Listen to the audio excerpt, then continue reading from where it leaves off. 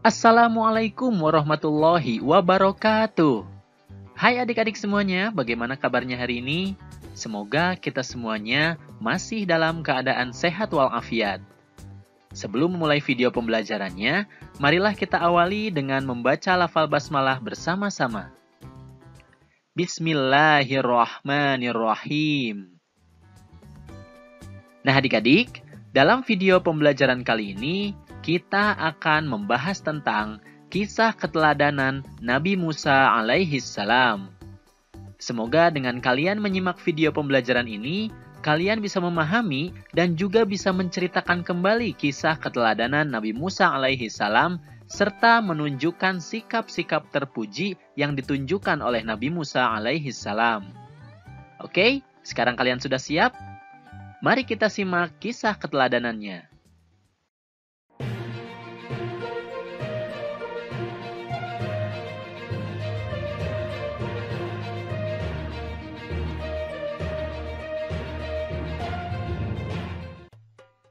Nabi Musa alaihi salam lahir di Mesir.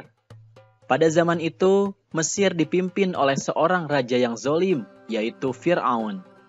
Fir'aun dikenal sebagai raja yang kejam, kerap berlaku tidak adil kepada rakyatnya. Ia juga mengaku bahwa dirinya adalah Tuhan yang harus disembah oleh rakyatnya. Fir'aun sangat mempercayai ramalan dari tukang sihir. Suatu hari, tukang sihir istana memberitahu ramalannya kepada Fir'aun. Katanya, kelak akan muncul seorang anak laki-laki dari Bani Israel yang akan menggulingkan Fir'aun dari singgasana kerajaannya. Mendengar hal tersebut, Fir'aun pun marah besar. Sejak saat itu, ia memerintahkan agar semua bayi laki-laki yang lahir di Mesir dibunuh. Ibu Nabi Musa bernama Yukabad, dan ia berasal dari Bani Israel. Pada saat Yukabad melahirkan Nabi Musa, ia sangat khawatir bahwa Fir'aun akan membunuh anak laki-lakinya tersebut.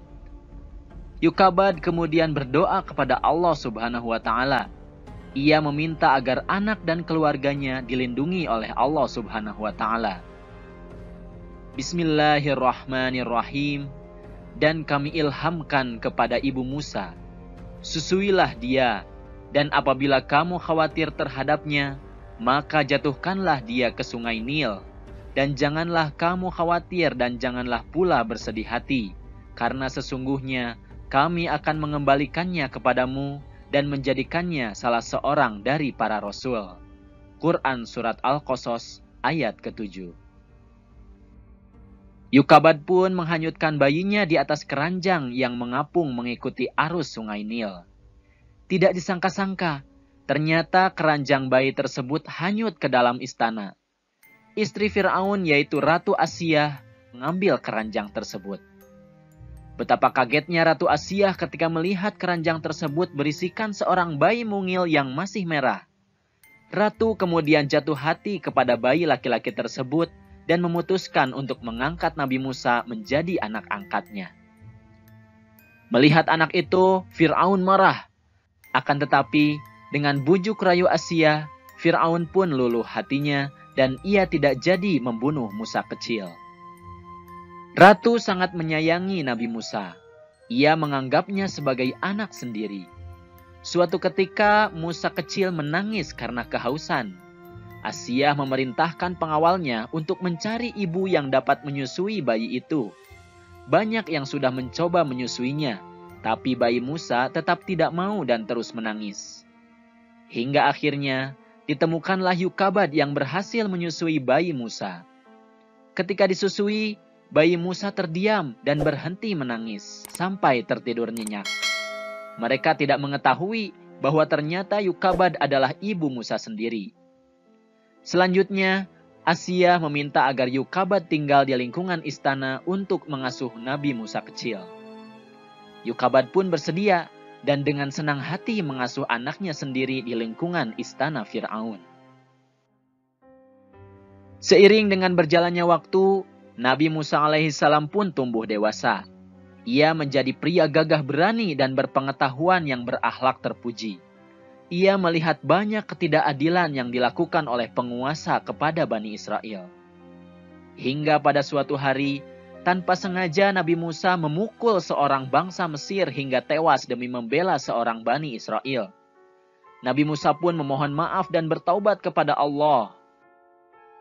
Mendengar kabar itu, Fir'aun marah besar dan meyakini bahwa Musa adalah anak yang diramalkannya dulu.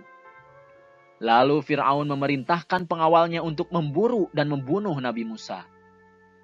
Seorang laki-laki yang mengetahuinya bergegas datang kepada Nabi Musa. Laki-laki tersebut mengatakan bahwa pengawal Fir'aun sedang berunding tentang Nabi Musa untuk membunuhnya. Dia pun menasihati Nabi Musa untuk keluar dari kota ini. Nabi Musa pun mengikuti nasihat laki-laki tersebut dan meninggalkan kota dengan perasaan takut.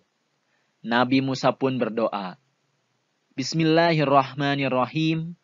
Ya Tuhanku, selamatkanlah aku dari orang-orang yang zalim itu. Quran Surat Al-Qasas ayat 21. Sesampainya di negeri Madian, ia menjumpai sekumpulan orang yang sedang memberikan minum kepada ternak mereka. Di antara mereka, ada 2 orang gadis yang sedang menambatkan ternaknya. Nabi Musa menyapa, "Mengapa tidak ikut bersama mereka mengambil air?" Kedua gadis itu menjawab, "Kami tidak dapat mengambil air kecuali sesudah orang-orang itu telah selesai mengambilnya. Dan karena kami juga tidak kuat berebut dan berdesak-desakan dengan orang banyak itu. Bapak kami sudah tua, karena itu pula tidak sanggup datang kemari untuk mengambil air." Seketika itu juga Nabi Musa menolong kedua gadis itu untuk memberikan minum kepada ternak mereka. Setelah menolong, Nabi Musa berteduh di bawah pohon seraya berdoa, "Ya Tuhanku, sesungguhnya aku membutuhkan kebaikan yang Engkau turunkan kepadaku." Kedua gadis itu menolong Nabi Musa alaihissalam dan membawa pulang ke rumahnya. Mereka menceritakan kepada ayah mereka bahwa telah ditolong seseorang yang berhati mulia. Ternyata ayah kedua wanita itu tak lain adalah Nabi Syuaib alaihissalam. Disinilah perjumpaan antara Nabi Syuaib alaihissalam dengan Nabi Musa alaihissalam. Salah seorang dari gadis itu berkata, "Wahai ayahku, ambillah ia sebagai orang yang bekerja kepada kita. Kelihatannya ia orang yang kuat dan dapat dipercaya." Nabi Syuaib pun berkata bahwa dia bermaksud menikahkan salah satu dari putrinya setelah bekerja 8 tahun bersamanya. Nabi Musa pun tidak keberatan, dan pada akhirnya Nabi Syuaib alaihissalam menikahkan salah satu putrinya dengan Nabi Musa setelah waktu yang ditentukan. Nabi Musa alaihissalam diangkat menjadi rasul ketika pada suatu hari melihat api dari sebatang pohon. Pada saat itu, Allah Subhanahu wa Ta'ala memberikan 2 mukjizat, yaitu tongkat yang dapat dijadikan ular dan tangan Nabi Musa alaihissalam yang dapat mengeluarkan cahaya serta menjadi pelindung baginya dari ketakutan.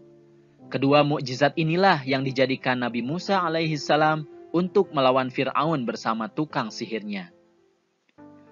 Bersama dengan saudaranya yaitu Harun yang nantinya juga akan diangkat sebagai nabi, Nabi Musa alaihissalam pun memutuskan untuk menghadap Fir'aun dan memintanya menghentikan semua kekejamannya selama ini. Fir'aun sangat murka ketika Nabi Musa alaihissalam mengajaknya untuk bertaubat. Ia merasa bahwa dirinya adalah Tuhan dan tidak percaya kepada Allah Subhanahu wa Ta'ala. Nabi Musa alaihissalam pun menjelaskan bahwa Allah Subhanahu wa Ta'ala adalah Tuhan yang sebenar-benarnya. Tetapi Fir'aun tidak mau mendengarkan dan menyuruhnya untuk melawan tukang sihir istana untuk membuktikan bahwa Nabi Musa alaihissalam berbohong. Nabi Musa pun kemudian mengiyakan tantangan tersebut. Pertandingan tersebut diadakan beberapa hari kemudian di lapangan istana. Di hari perjumpaan itu, tukang sihir Fir'aun berkata, "Ya Musa, lemparkanlah tongkatmu lebih dahulu, atau kami yang akan memulai lebih dahulu." Nabi Musa alaihissalam pun berkata, "Kamulah yang lebih dahulu." Lalu, tukang sihir Fir'aun melemparkan tali-tali dan tongkat-tongkatnya yang kemudian berubah menjadi ular-ular. Pada saat itu, Allah Subhanahu wa Ta'ala berfirman, Bismillahirrahmanirrahim. Dan lemparkanlah apa yang ada di tangan kananmu. Niscaya ia akan menelan apa yang mereka perbuat. Sesungguhnya apa yang mereka perbuat itu adalah tipu daya tukang sihir belaka. Dan tidak akan menang tukang sihir itu dari mana saja ia datangnya. Quran Surat Toha ayat 69. Nabi Musa alaihissalam pun melemparkan tongkatnya. Seketika itu jadilah ular besar merayap sambil memakan ular-ular tukang sihir Fir'aun. Kejadian ini membuat sebagian tukang sihir Fir'aun mengaku kalah dan bersujud kepada Allah Subhanahu wa Ta'ala. Karena melihat tukang sihir tersebut telah beriman kepada Nabi Musa alaihissalam, demikian juga istrinya Siti Asiyah, maka Fir'aun bertambah marah dan ganas. Hari-hari kemudian, Fir'aun bertindak semakin kejam kepada Bani Israel. Bersama bala tentaranya, dia menyiksa orang-orang yang beriman. Melihat yang demikian, Allah pun menurunkan azab kepada masyarakat Mesir dan kerajaan Fir'aun. Di antaranya adalah hujan yang tidak henti-hentinya, wabah belalang, katak, dan air yang berubah menjadi darah. Fir'aun pun berjanji kepada Nabi Musa untuk menyembah Allah, asalkan Nabi Musa berdoa untuk menghentikan azab itu. Namun itu semua adalah tipu dayanya. Setelah Nabi Musa berdoa kepada Allah Subhanahu wa Ta'ala untuk menghentikan azab-azab itu, Fir'aun pun tetap tidak menyembah Allah dan malah semakin menyiksa Bani Israel yang menjadi pengikut Nabi Musa. Allah Subhanahu wa Ta'ala pun berfirman, Bismillahirrahmanirrahim.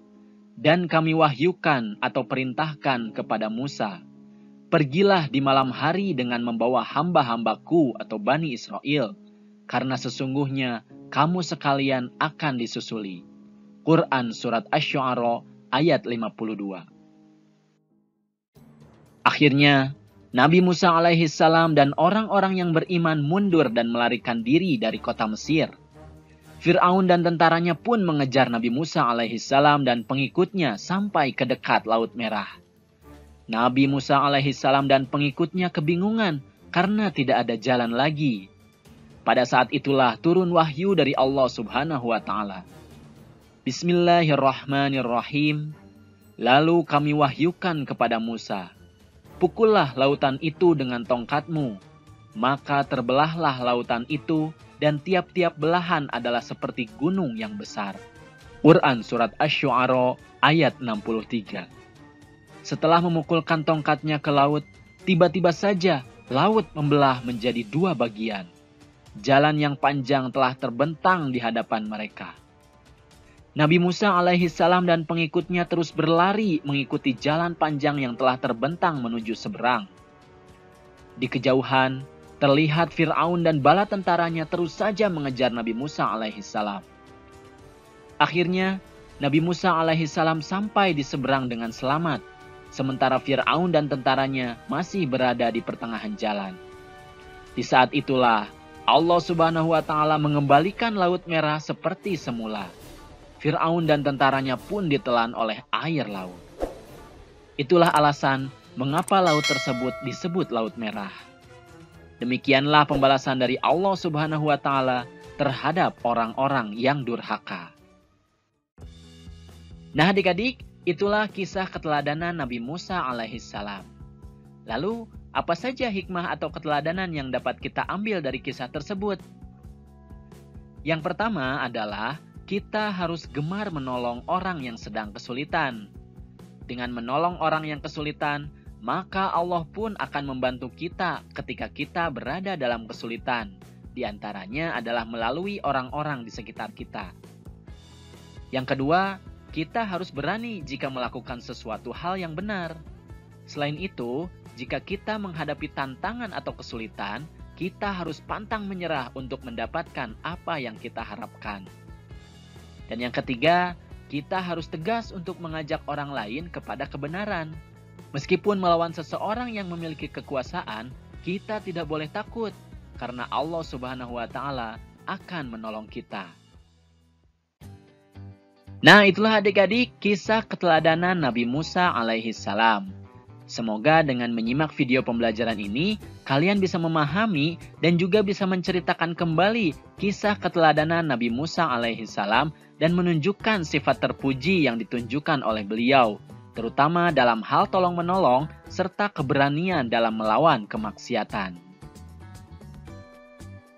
Itu saja video pembelajaran yang bisa kakak sampaikan.